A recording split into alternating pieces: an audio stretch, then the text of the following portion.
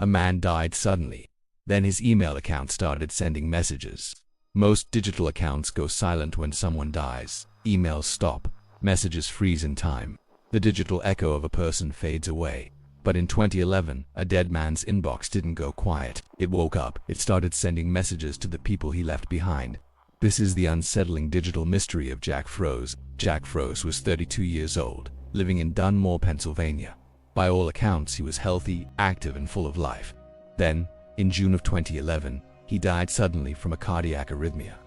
It was a tragedy that came without warning, leaving his friends and family reeling. In the wake of his death, his digital life, including his email account, was expected to fall silent. A frozen snapshot of his last communications. His family didn't access it. No one had the password. The account remained untouched, dormant. That is until 5 months later, when messages began to arrive in his friends' inboxes sent from Jack's account. The first strange email landed in the inbox of Jack's best friend, Tim Hart, in November 2011. The subject line was chillingly simple.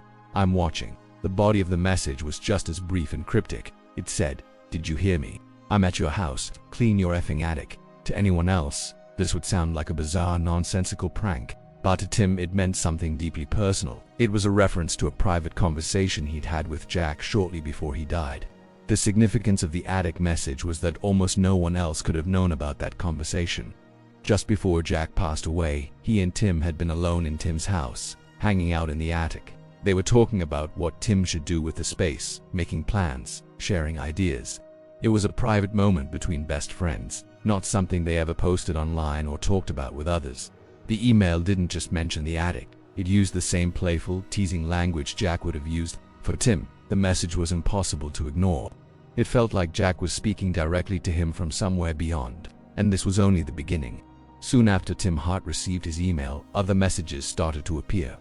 Jack's cousin, Jimmy McGrath, received one that was even more unnerving. The email said, "I told you I was gonna effing get you. Get it?" A few days later, Jimmy broke his ankle in an accident. The message, which seemed like a random joke at first, now felt like a premonition. Another friend reported getting an email that comforted him about a personal struggle he was going through, a struggle he hadn't shared publicly. Each message contained specific personal details that only Jack could have known. These weren't generic "I miss you" notes. They were intimate, specific, and sometimes prophetic. They referenced inside jokes, private conversations, and future events. Details that weren't posted on social media or shared widely. Naturally, skepticism arose. The most logical explanation was that someone had hacked Jack's email account. But his friends and family checked, and there were no unusual login alerts, no password reset notifications. Nothing suggested a breach. Another theory was that someone close to Jack, perhaps a family member or another friend, had his password and was sending the emails as a way to comfort everyone or as a twisted prank. But who would do that? And what would be the motive? The messages weren't malicious. They were comforting, or strangely predictive, delivered in Jack's unique voice. Furthermore, the emails stopped just as suddenly as they had started. After a few weeks, the account went dark and never sent another message. If it was a person, why did they stop in the end? Jack's family chose not to pursue a definitive technical explanation. They never hired a digital forensics expert to trace the email's origins. Instead of seeing it as a violation or a hoax, they found a strange sort of comfort in the mystery.